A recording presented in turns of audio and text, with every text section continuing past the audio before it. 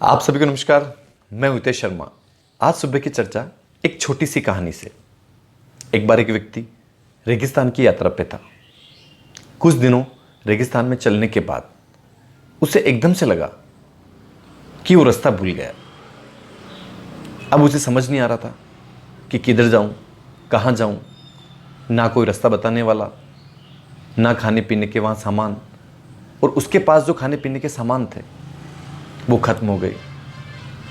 एक दिन बाद उसके पास जो पीने का पानी था वो भी खत्म हो गया।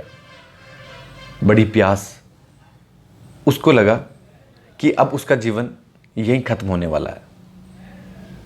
उसने अपने भगवान को याद किया और कहा कि किसी तरह से भी एक बार मुझे अपना जीवन मिल जाए, पीने का पानी मिल जाए, यहां से बाहर निकलने का रास्ता मिल जाए। कुछ देर चलने के बाद उसे सामने एक झोंपड़ी दिखाई दी। उसके आश्चर्य का ठिकाना नहीं रहा, लेकिन उसे एकदम से विश्वास नहीं हुआ, क्योंकि पिछले कुछ दिनों से रेगिस्तान में उसे लगातार मृग तृष्णा के कारण हर जगह पानी दिखाई दे रहा था, लेकिन वो रेत थी। किसी तरह घुटते पड़ते झोपड़ी के पास पहुंचा। जैसे ही उसने झोपड़ी में प्रवेश किया, उसकी खुशी का कोई ठिकाना नहीं रहा। अंदर एक हैंडपंप लगा हुआ था। उसे लगा कि अब तो जीवन मिल ही गया। किसी तरह उसके पास पहुंचा और जोर जोर से हैंडपंप हिलाने लगा, लेकिन पानी नहीं आया। कुछ देर के बाद निढाल होकर वहीं गिर गया। एकदम से उसकी नजर झोपड़ी के ऊपर वाले हिस्से में गई। वहां एक बोतल बंधी हुई थी। उसने जल्दी से उस बोतल को उतारा। उसमें पानी भरा हुआ था, लेकिन बोतल पर एक कागज चिपका हुआ था और उस पर लिखा हुआ था कि इस पानी को हैंडपंप में डालो तो उसमें से ठंडा पानी आएगा, और वापस इस बोतल को भरकर यहीं बांध देना ताकि आने वाले राहगीरों के काम आ जाए। अब वो सोचने लगा कि एक बोतल पानी अपनी प्यास बुझाऊं या इस हैंडपंप में डालूं। अगर मैंने ये पानी इस हैंडपंप में डाल दिया और पानी नहीं आया तो हो सकता है यहां का पानी सूख गया हो। अब इसमें पानी की एक बूंद भी नहीं हो तो मैं प्यास से यहीं मर जाऊंगा। थोड़ी देर सोचने उसे लगा कि ईश्वर ने इतनी मदद की है, इतना रास्ता दिखाया है, तो इसमें से जरूर कुछ राज होगा। बड़ी हिम्मत की, बोतल खोली और वो पानी हैंडपंप के ऊपर वाले हिस्से में डाला।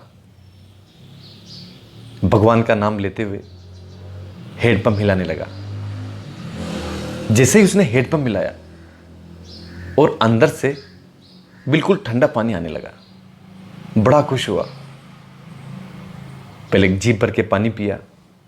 उसके बाद उसके पास जो बोतलें थी उन्हें पानी से भर ली, और जो वहां की बोतल थी उसे वापस उस पानी से भर के ऊपर बांध दी। जैसे ही उसने सामने की तरफ देखा, एक छोटी सी शीशी बंधी हुई थी। उसने उस शीशी को खोला। उसमें एक पेंसिल और एक बड़ा सा कागज जिसमें बाहर निकलने का रास्ता रखा हुआ था। उसने उस नक्शे को याद किया और वापस उसी शीशी में बांध के उसी हिस्से में रखकर जैसे ही बाहर जाने लगा, उसे कुछ याद आया। वो वापस भीतर आया। उस पेंसिल से उस पानी की बोतल पर जो कागज था उसके नीचे लिखा, यकीन मानिए जब भी आप इस हैंडपंप में पानी डालेंगे तो ठंडा पानी आएगा।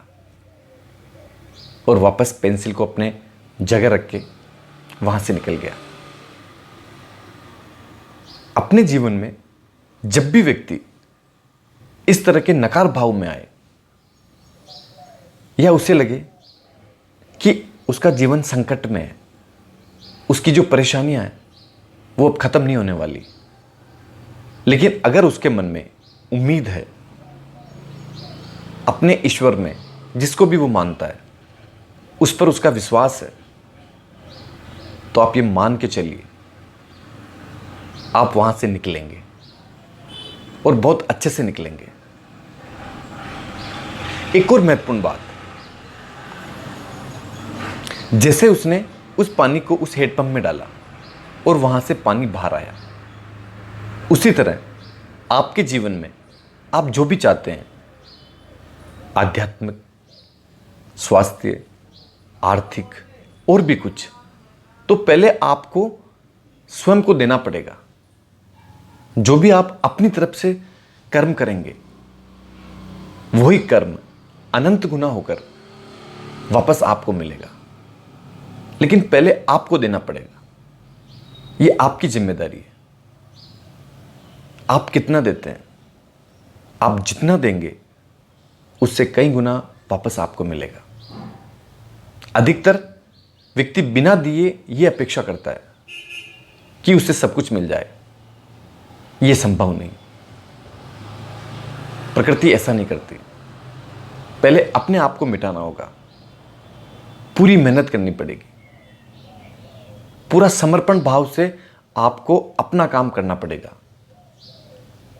उसके बाद ईश्वर या प्रकृति या कोई शक्ति वो अपना काम करेगी, और जो आपको मिलेगा वो अनोखा होगा, अमिट होगा, बहुत सारा होगा। इसलिए हमेशा जब भी आपको लगे कि आप संकट में हैं, नकारात्मक भाव में हैं, तो उम्मीद का दामन थाम के चलिए, भगवान से जुड़े रहिए, जिसको भी आप मानते हैं। प्रेम करें, प्रार्थना करें और हमेशा अपने कर्म अच्छे से करें। आपने मुझे प्रेमपूर्वक सुना, उसके लिए धन्यवाद।